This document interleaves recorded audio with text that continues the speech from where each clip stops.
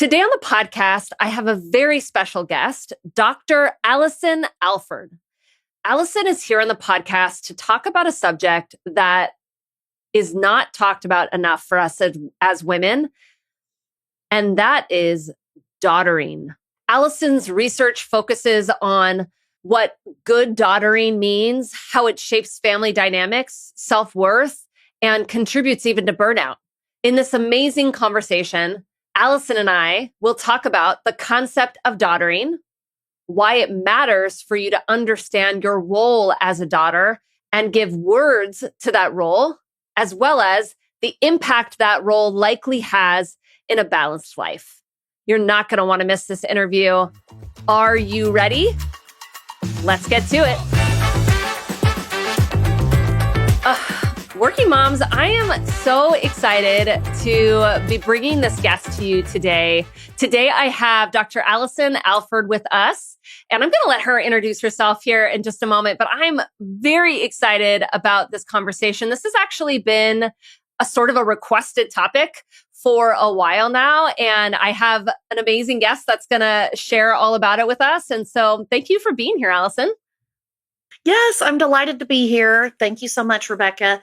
I am, you said tell a little bit about myself. I'm Allison Alford. I have a brand new book. I'm going to show it because it's pretty and it's pink. I love called Good Daughtering, the work you've always done, the credit you've never gotten, and how to finally feel like enough.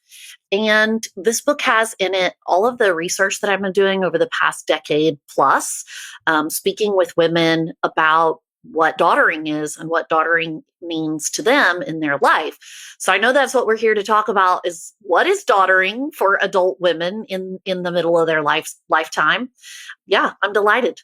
So good. I'm so glad that you're here chatting with us about it. I kind of put this into the umbrella of talking about the sandwich generation on some level, right? Because when I think about daughter, I immediately, my mind goes to us as kids, right? I think about my daughter who's 11 years old and yet we are obviously daughters our entire life. We get to play that role, but it's become even more, I was going to say crucial, but it has such a bigger impact maybe than it ever has before in this generation. And so this, obviously in this podcast, we talk a lot about work. We talk a lot about home. We talk about being a parent, but this role of daughter is another big one that comes into play for so much of us as we start to think about, balancing life. And so I'm curious, as we kind of get into this conversation, what does sort of daughtering look like today? How do you sort of define that?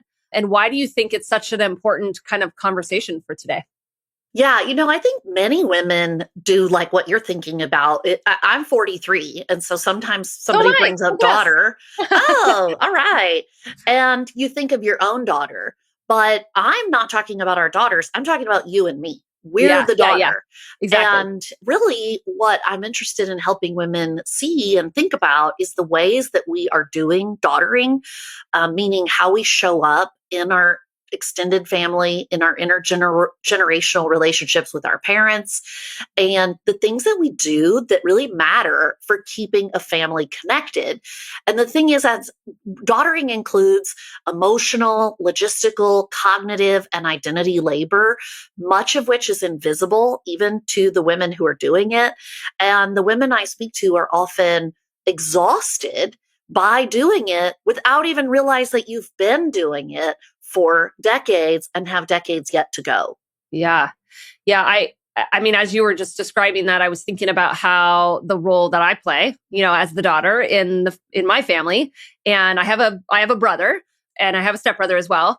So they certainly play into the picture, but my role is very different than their role. And I know that. And I think they know that, right? And what my parents put on me, and I don't necessarily mean that in a negative way, but what is sort of expected of me as my parents age is I kind of already know what that role is. I've sort of accepted it, but I probably am not even aware of how much that might have an effect on me. And right now, my parents don't need me much. but that might not be for very much longer when Yeah, well, but you're the perfect person for me to talk to, because I think that many women of our age sort of think like, yeah, I'll start doing that when my parents need me, need me. Yeah. right? And my point is that I am coming to women to say, you are actually already doing daughtering. You've been doing daughtering ever since we're talking about adulthood here. We're talking about things like phone calls, organizing events like for holidays, being the one to pick out a gift, being the one to call your dad if your mom and dad are together and saying, Dad, did you get mom an anniversary gift? Like, it's things like if you have a brother and a stepbrother, it's things like calling the brothers and if they're sisters-in-laws or other in-laws and saying, are y'all coming? It really matters to mom and dad that you come. This is daughtering. I'm talking about not what we do when our parents are old or sick. I'm talking about what we're doing now. You're a prime example, Rebecca, not giving yourself credit for the fact that you're doing this every day. You're thinking about your parents, you're worrying about them. Maybe you're planning, maybe you're putting aside finances, maybe you've got a trip in mind. You're thinking, how do I get them access to the grandkids? Is everybody happy? Are there fights among the siblings or my parents and their extended family? How can I help? What Yeah. should I be doing? Absolutely. And that is really so important for us to look at our daughtering today and give ourselves credit that we're actually doing a lot and it's beneficial. Why do you think it's important to give ourselves credit? I think we have to give ourselves credit because otherwise what happens is we get really burnt out. And if we get burnt out, we either have a reduced well-being, our body starts to hurt, we get a migraine, something lets us know, or we start to feel used and abused. And then we don't want to do these things. We're like, fine, nobody else is doing anything. I won't plan the family vacation this year. Let's just see what happens. I won't plan 4th of July and see if anybody remembers to show up with the hot dogs. Yeah. And Yeah. then you are angry, you're burnt out, and truly nobody else does it. Well, then you're resentful about that, right? Because you dropped it and nobody else Exactly. picked it up. And you're like, well, what have I been Exactly. doing all of these years? And does any of it, nobody even cared anyway. So, yeah. Yeah. And the thing is that I think people do care or they can care if they were to see it. And it's just like if I go behind my kids all the time, as a mom, so let's talk about mom stuff, or we could talk about friendship, or we could talk about marriage. If I'm always showing up and doing something for another person, they get used to it. And so, of course, they don't typically thank me for it. If I'm the friend in the friend group who always plans trivia night Organizes the thing. Yeah. and always makes it at my house and always texts everybody, my friends get used to that and they may not realize it's not that I'm upset by it. It's that what we need to notice is that it's work. It takes resources. It takes time, energy, emotional bandwidth. It takes our battery. And the number one thing we need as daughters is just be able to see that we're doing it. We need to talk about it. And that gives us a lot of relief in feeling like we're not alone. I do have options. I'm not stuck in this trap just because I'm the girl in the family. And I can find partnership or relief or different ways of doing this that work for my lifestyle. In your research, or I'm just curious as you've gotten into your research, what has been some of the most surprising things that you have found as you've kind of dove into the subject of daughtering? Yeah, what I thought was really interesting. So if you go back to when I was in graduate school, and when you're in graduate school for getting a PhD, the one that I was in was a really research heavy program. You're going to write a dissertation. Well, a dissertation is basically you conduct a study of some kind, and then you write the results of that study. And ideally later you then publish it for the scientific community. But when you're thinking about what kind of study you want to do, you need to do something that nobody else has done before, right? It doesn't make sense to redo somebody else's study. Or you can take something that's been done and slightly change it, like a different population or a different study method. So I was really thinking a lot about invisible labor, kin keeping, family relationships, how our society depends on family care for, filling in the gaps where our healthcare system doesn't or our childcare system doesn't. We rely on family. And I started doing this research where I was aware, like, I'm showing up as a daughter in my family. And I can see these ways that my peers are doing that, but none of us have ever talked about it. So I start doing a research study and I'm asking women about their daughtering, and all they keep telling me is about their mom. They're like, well, my mom does this, or when I'm with my mom says that. And I was like, yeah, but what about you? What do you do? What do you think about? What do you talk about? What do you bring to the table? And so the thing that I noticed right away was how women don't notice their own hard work, or we diminish it. We're like, well, that's just what daughters do. That's just how our family is, or that's just what it means to be loving to someone. And we can say that we're being loving and that's what our family is like, and still also at the same time say, I'm giving a lot of resources to that. I'm putting my energy into it. I'm doing it with my whole chest because I like the results of being part of a family.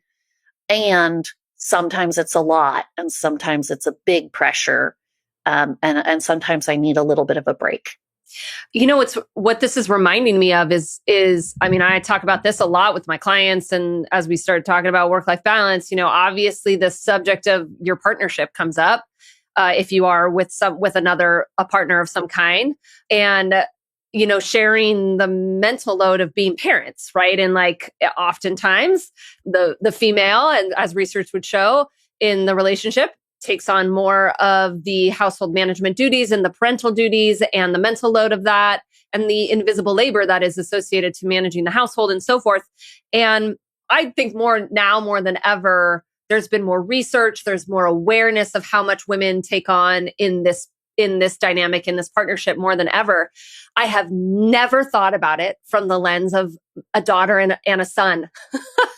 I've never thought about it, but we're kind of talking about the same thing. I know we're talking about the same thing. Yeah. No, I mean, it's an elegantly simple concept. Once someone introduces it, you're like, yeah, I get it. I just hadn't realized that Never as even a realized. society, Yeah. we weren't talking about it, which is really so strange if you think about that, because I've been a daughter all my life. I was born a daughter, and our research shows that you will be a daughter until the day you die. You don't have to have living parents. You don't have to be face to face with your parent to be daughtering. It is something that you also embody as an identity.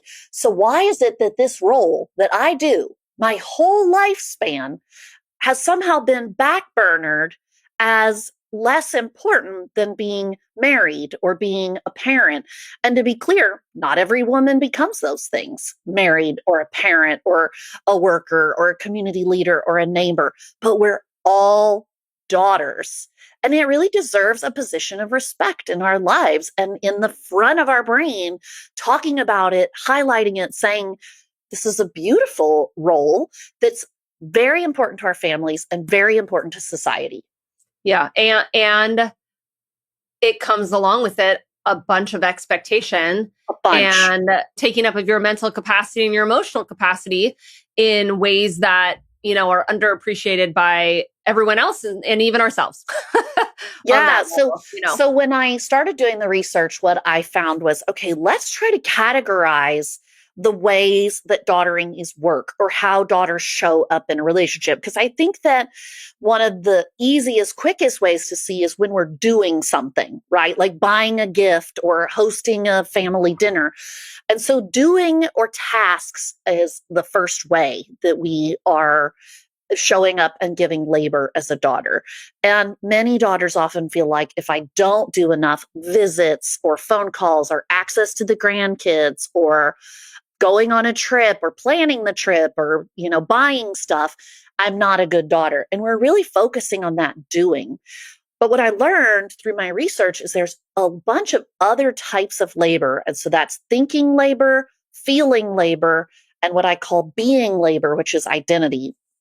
Thinking labor is giving mental space to something. Like I'm sitting at my desk, I'm typing, I'm at work, but I'm thinking to myself, oh, I wonder if my mom got that magazine in the mail that she said she'd been wanting. I mean, I'm just thinking of the person. Maybe I'm worrying, maybe I'm planning, maybe I'm just like being, I call it being the cruise director, like Love Boat. And it's like I am facilitating. So that's thinking work.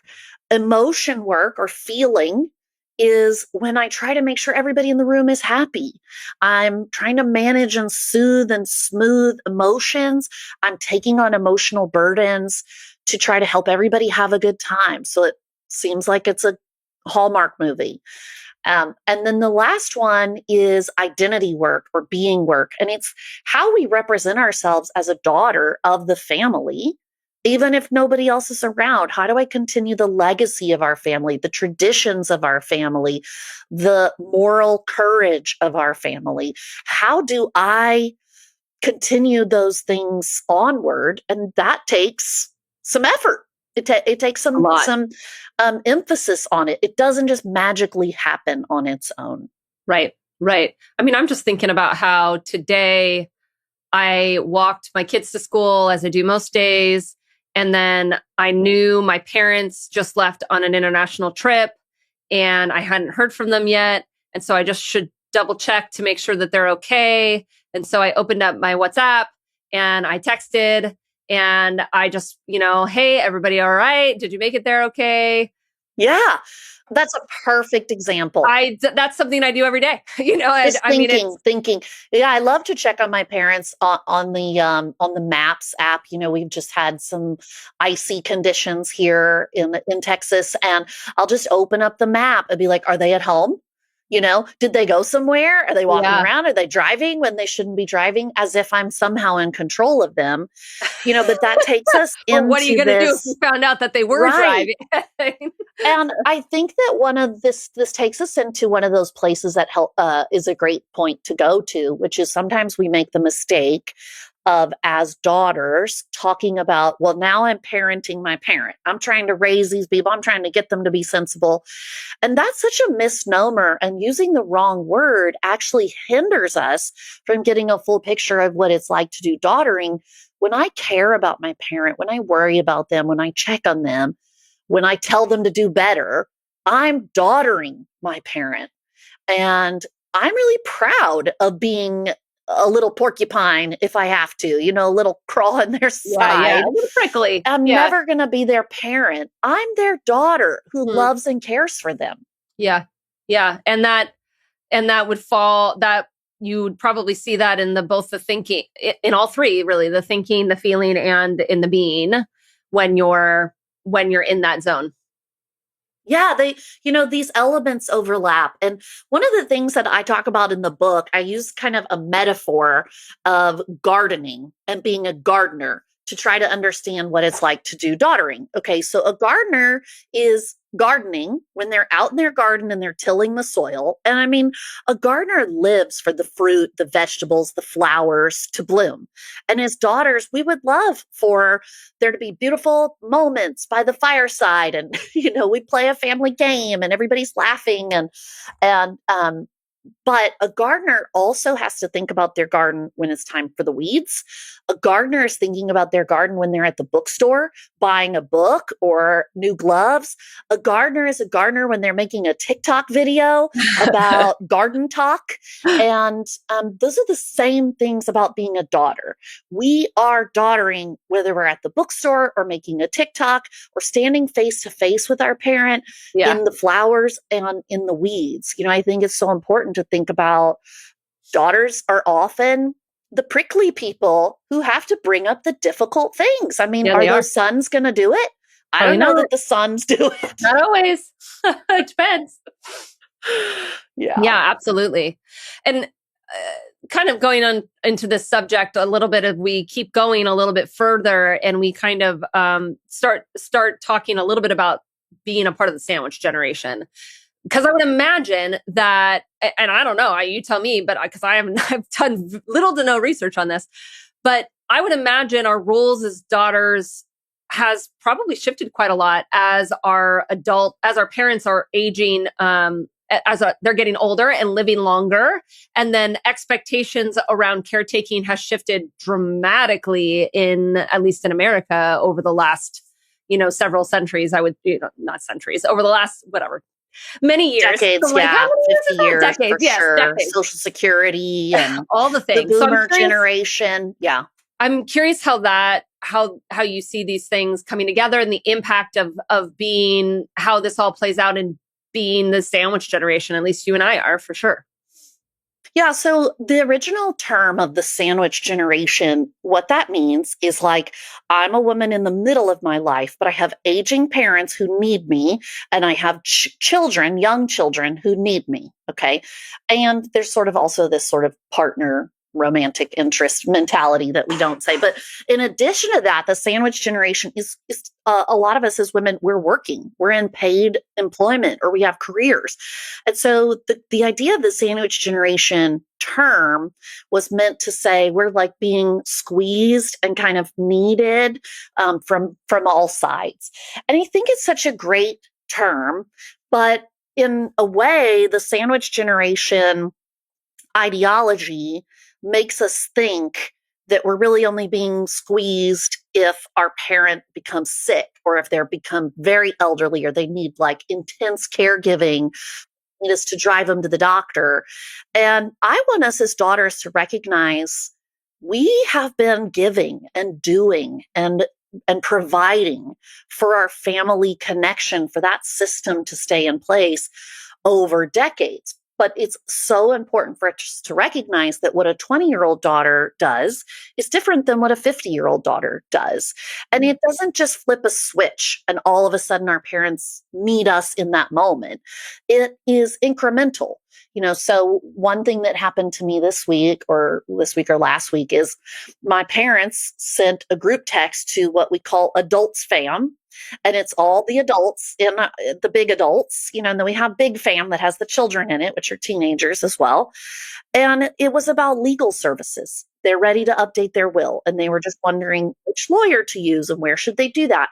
That my parents live together. They live alone. They drive. They're very independent. So they don't need like caregiving from me. But they wanted a little bit of feedback, not because they're incapable, but because they wanted to share this idea of what should we do about our will or a trust or legal services? Which city should we do it in? Which lawyer should we use? And I think that that is a great way to highlight that what happens over a lifespan is just small shifts until we find ourselves in a new territory. And part of what happens, what the research shows, is it's not a role change. We don't all of a sudden become our parent's parent. But what it is role expansion. I have to become like daughtering plus plus. My daughtering takes on new shapes in the same way that my mothering does. When my kid went from 10 years old to 17 years old and they need a different kind of parent. My parents need a different kind of daughter. And I'm learning and growing, and we're recalibrating all the time. Yeah. So I want to circle this back to, really the topic of this podcast, which is work-life balance and how this fits into that subject. So I'm curious, as you hear that, as we kick that off, what are some of the things that start coming to mind? Some of the most important things that come to mind are that when we're at work and we need to take a call or help our parent with something or organize something, or our parent comes to town and we need to take time off, we need to calculate that the same way we would calculate PTO for something else. We need to recognize this is taking my resources. This is a valid use of my resources because keeping my family connected is valid. And if I feel odd or awkward about taking paid time off or telling my employer where I'll be, and they don't seem to think that that's reasonable, then what I need to notice there is that they need to catch up with the times. Because as a woman, a career woman, I have care responsibilities for lots of people. So just like I could take off for a dentist appointment, I can take off because my parents have come to town and it's my responsibility to give them a tour around town. Or if they're having an ankle surgery and I need to take off. And if my workplace doesn't value my intergenerational support, that is a workplace problem, not a me problem, that it's not a valid way to take off work. So I can start to kind of calculate or count up the ways that being a daughter takes resources. And if it takes resources, it means time, energy, finances. It impacts my mood. And that is therefore going to impact my work, my career work. And I need to just first start by being aware of it. So I'm not kind of surprised, like, why do I have a headache? Oh, yeah, I just spent 30 minutes helping my mom with the Medicare system. And I kind of need to just calculate it the same way I would calculate if I spent 30 minutes on a call with my kid's teacher. And that matters. It's family. It's important, but it cost me something. And so I'm going to have to weigh that in the balance with my career. And it might mean that sometimes I need to say no if I don't have the bandwidth for that daughtering at this time because of a work project. Yeah, let's talk a little bit about that, because I have no doubt that saying no to your parent is a much harder no than almost any other no that might come up. I mean, certainly saying no to our kids can be as well, but to say no, I can't do that for your parent for work reasons or other demand reasons, like, whoa, the amount of daughter guilt that might show up because of that feels like a lot. Are we allowed to say no to our parents, Allison? Yeah. Yeah. I mean, just picture, let's say, you and I are at work on a Wednesday and it's 10 a.m. and my child has a cutesy little recital at school. And I'm thinking to myself, why did they schedule this for 10 a.m.? Why do they do that? I know. And so if I can't go at 10 a.m., what do? I get my partner there, or I get my sister there, or I get a sibling, or I get another mom to record it for me. And I tell my kid, I'm so sorry I couldn't be there, but I want to celebrate with you after school. I want to get you a cupcake. We figure out ways to balance it. And it doesn't mean the guilt goes away, but we also have to determine sometimes as adults what's reasonable. I can't take off every Wednesday at 10 a.m. if the big client meeting is at that time. I think what happens as daughters is we're not really bringing how much we're doing to front of mind. And it's not scheduled like that. So we're not noticing times when times to say yes and times to say no. So part of the book is about bringing to the forefront, what am I doing as a daughter? And then I can calculate or calibrate, how much do I have to give? And then if I can't give to that event or that family drama of the moment or that in this season, what I can do is either send in my emissary, which is equip my brother to do it, equip my spouse to do it, equip one of the older grandkids to do it, or I can say no, or I can say, let's talk about this after work. And so those are the kind of things that if we don't ever look at what is happening or what it's costing us or talk about daughtering, it kind of is like we gaslight ourselves that we're not doing enough. But actually we are, and actually these boundaries are really reasonable. And that's kind of the antidote to feeling chronic guilt, is talking about it and showing everyone around us what's reasonable and what's unreasonable for us to participate in. In one of the conversations I have with virtually every client is, what does it mean to be a good mom? Because that's a subjective idea and you just get to decide what a good mom means and what kind of mom you want to be and what kind of motherhood experience you want, because it's not going to look like anyone else, right? You just get to decide what those expectations on some level are for you. And it strikes me as exactly the same concept here as we talk about being a good daughter. You just get to decide what a good daughter means. It does not have to mean answer every phone call, go every time they need you, show up every time you're requested, coordinate every event, make sure you're connecting X, Y, or Z. It could mean that now for you, and you didn't, maybe this is the first time you're ever hearing that you get to recalibrate those expectations. And if that's true, I hope that's your takeaway and go do that. But it strikes me as this starting place of actually defining what does good daughter mean to you? Yeah. Yeah. And that's kind of what we talk about in the book is, so putting language to daughtering gives us a way to then start to talk out loud about what is good daughtering. And what I advise, what I think is so helpful in a way, now I'm a professor at Baylor University. So when I teach classes and I give an assignment, I always give a rubric. And the rubric gives students the opportunity to understand, how can I make a perfect score, a decent score, a meh score, or a bad score, and why. I think that we need a rubric for daughtering in the same way that we probably need a rubric for parenting. Like if I were to say, I'm going to go to 3 of those little plays a year. And if there's more than that, I'm not going to be able to make it, but I'm not going to feel bad about it. So we make a rubric. For me, part of that rubric is saying, here's how many times a year I'm going to visit.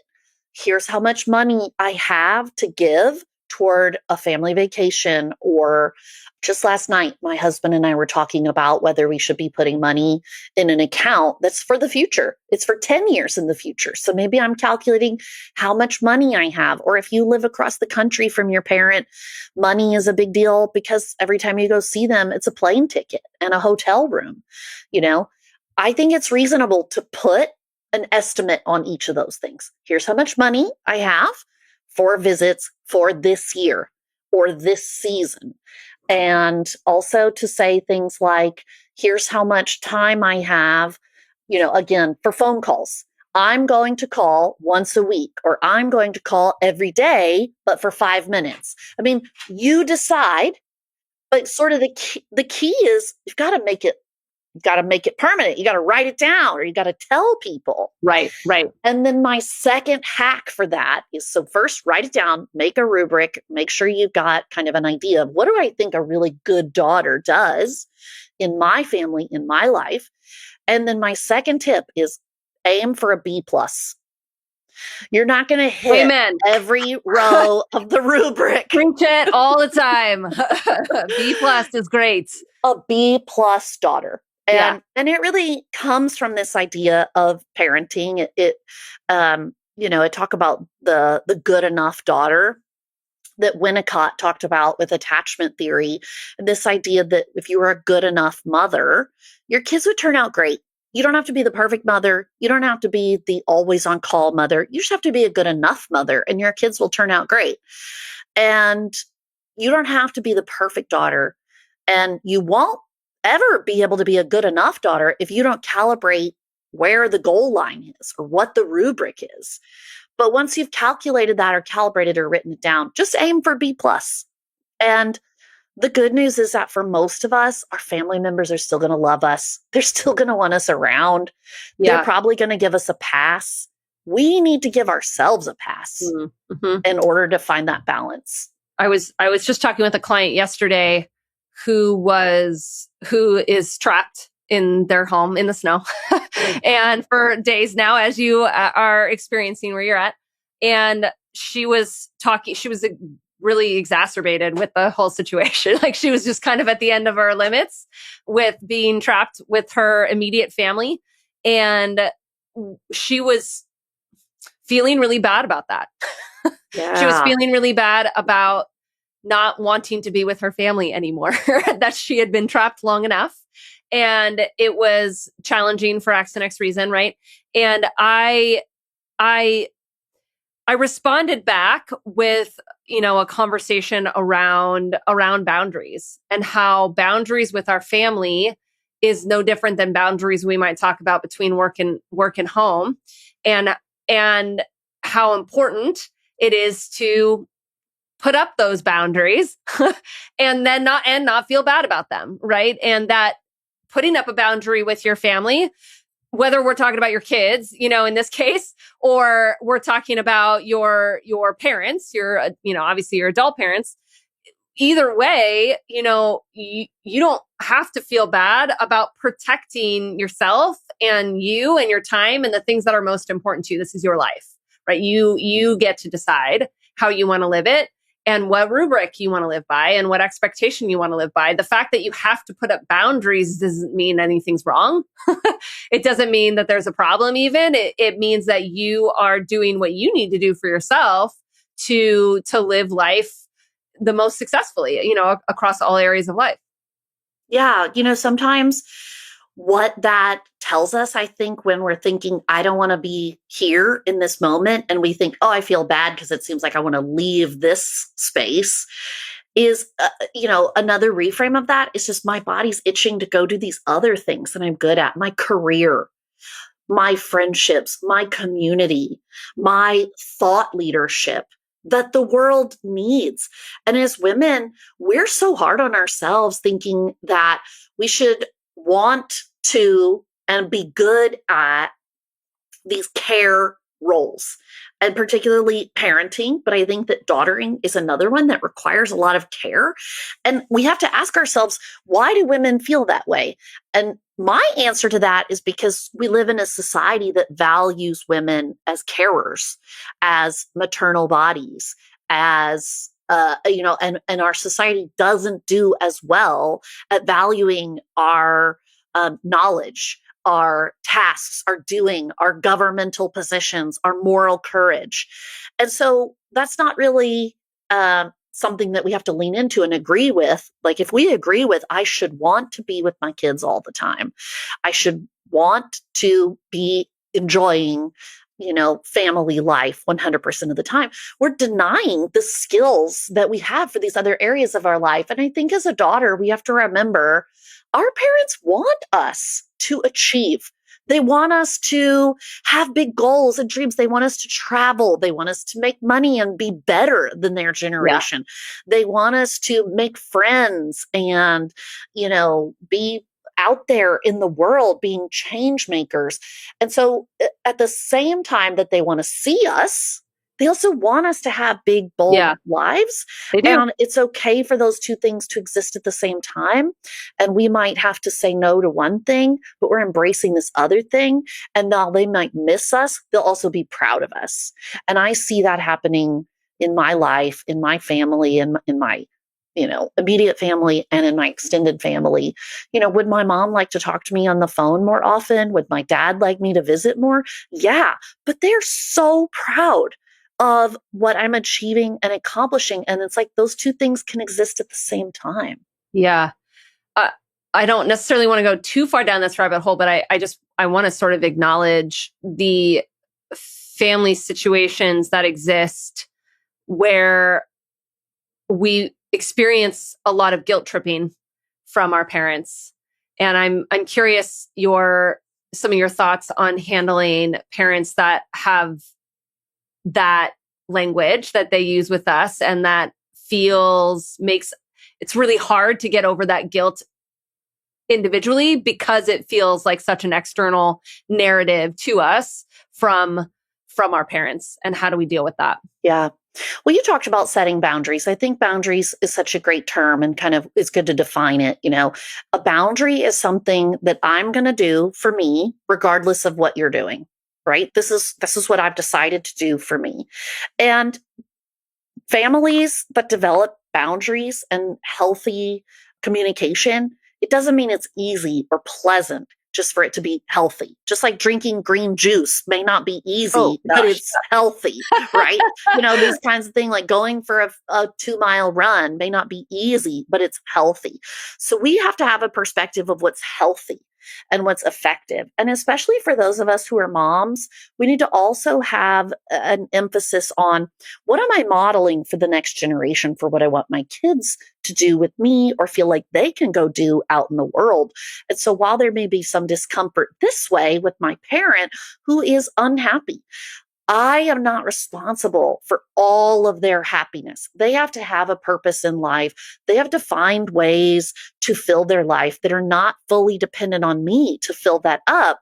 And if I make a boundary where I refuse to be their entire world, I'm not just denying something to my parent, I'm modeling something healthy for the next generation. I'm modeling for my spouse or my partner that I choose them and not just choose my parent all the time.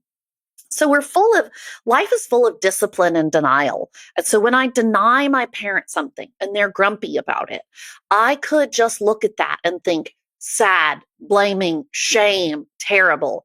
Or I can look at it and say, I've chosen not to abandon myself. I've chosen this other family, this career opportunity, this joy in the world. And those things they can coexist. My parent can be upset and I can be upset that they're upset and still go find happiness in that same space. So I think there's a lot of internal talk to do, and finding healthy relationships isn't fast and it isn't easy. Everyone will not always be happy all the time. Yeah. And it's not one-sided. They may or may not ever understand. They may or may not ever change. Likely they're not. I mean, it's just, that is what it is, right? You still get to be who you want to be and prioritize the things that you want to prioritize. And they still get to be them.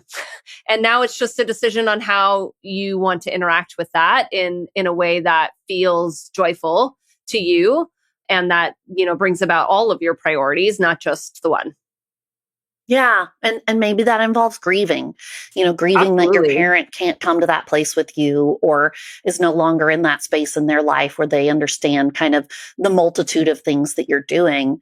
And for many women, it's important to say, maybe you want to process that with a coach. Maybe you want to process that with a therapist. And, for my book, I'm really talking to women who are in pretty decent relationships with their parent, and they're just trying to make it a little better, or they're trying to talk to themselves better. If you're in a bad relationship with your parent, there's a narcissist, there's trauma, there's abuse, there's drugs, there's, some sort of mental illness, definitely go get help and don't tell yourself like, I should be able to handle this on my own. What the language of daughtering brings us is a much bigger community, a daughterhood that we can share the highs and the lows and the struggle and that tension of living between giving to our families and keeping some resources back for ourselves. Mm-hmm, mm-hmm. Yeah, I am coming back to this, almost this kind of fundamental understanding of, as we put language to daughtering, and as we more embrace that role and recognize how much thinking time, emotional space, and physical space that it takes up in our life, recognizing that it is a piece of the puzzle that needs to be considered when we're talking about a holistic, balanced approach to our life.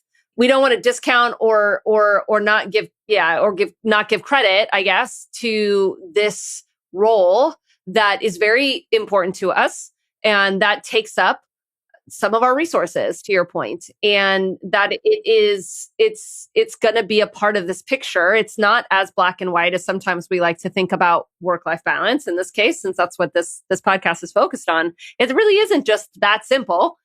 On many levels. And we could start talking about roles in marriage and things like that too. But daughtering is one that needs to be a bucket of its own and to give it that weight. Yeah, we deserve as women to think of ourselves in our full complexity, our full humanity, our full beauty. And sometimes we get narrow in thinking of just wife, mother, and thinking of ourselves as daughter. Daughter deserves to be cared for. Daughter is caring. It brings us into our full humanity. And I think we can find some generosity for ourselves in that space. If I think of myself as a daughter in the same way that I would be generous and gentle with someone else's daughter, then I can find that gentleness for myself. And when we model for the world that women have this full spectrum of identities, of roles, of places. It brings us closer to thinking woman congressman, woman doctor, woman neighbor, woman, leader, woman daughter, woman mother, woman caregiver. We put those in maybe the right order or a different order, and each of us have a different order. And every single thing about us doesn't have to be soft and, kind all the time. Yeah. Sometimes we're prickly and we're pokey, and we're the ones who are out front saying, go, fight. I don't know. I kind of went off the rails there a little. That's okay. I love it. I like to think of women in so many capacities. And I think when we get into that mindset of considering daughtering in that way, it helps us expand how we think of women and what we allow ourselves to be. So I want to give, we only have a couple more minutes here. I want to give you a chance to kind of share anything else that we need to know. And then I also want to hear about where people can find your book and all the things. But one last question that's coming to mind is what do you think changes for us when we embrace or put more language to and embrace our role as a daughter? What I've heard from women over and over again is that when we start to put language to daughtering, daughterhood, what does it mean to be daughterly? What do daughters do in relationships? How do we connect with our families? What's hard about being in a family, but what's also beautiful and supportive, and what are we grateful for? What I have heard over and over again is that women find relief. It's not creating more conflict to point out to everyone, hey, I'm doing daughtering. What it does is create relief by just opening up our field of vision to a new part of ourselves and loving that part of ourselves. So what I've done in the book, Good Daughtering, every single chapter has an activity at the end. It starts at the beginning of the book with thinking activities, just thinking about what we're doing, noticing it, finding an awareness. In the second part of the book, it moves on to saying, okay, I'm going to do some deciding. What do I think a good daughter is? What do I want my life to be like? How do I want to show up in these places? And what do I want to stop doing? And then in the third part of the book, it moves on to, okay, let's say I need to recalibrate and shift some things around. How do I talk to my best people? How do I talk to my siblings? How do I talk to my boss? How do I talk to my partner or my children about daughtering? And there's some scripts in here for conversations. And you can find me online at Daughtering 101 on Instagram, TikTok, Facebook. My website is daughtering101.com. And I really think that there's an opportunity here for us to come together as a community of women who share the real, beautiful, blessing, hard parts of being an adult daughter. So good. Thank you for coming on the podcast and sharing. Your book is, I have no doubt, is the beginning of many, many amazing conversations for people. So I'm grateful that you've put that out into the world. I assume we can find that anywhere and everywhere when it comes out, Amazon, all the things, I assume. So, and we'll definitely link to the websites and all the things in our show notes. So make that easy for everybody to find you. Thank you. Just thank you. Thank you for being here. Thanks for what you're doing in this world. Thank you so much. Appreciate it. Thanks, Allison. All right, working moms, until next week, let's get to it. Hey, before you go, quick question. Are you ending most days feeling behind, no matter how much you get done? If this is happening right now, it's not a time management problem. It's a pattern. And stress patterns don't fix themselves. They compound. Most working moms don't actually need more time. They need to feel back in control.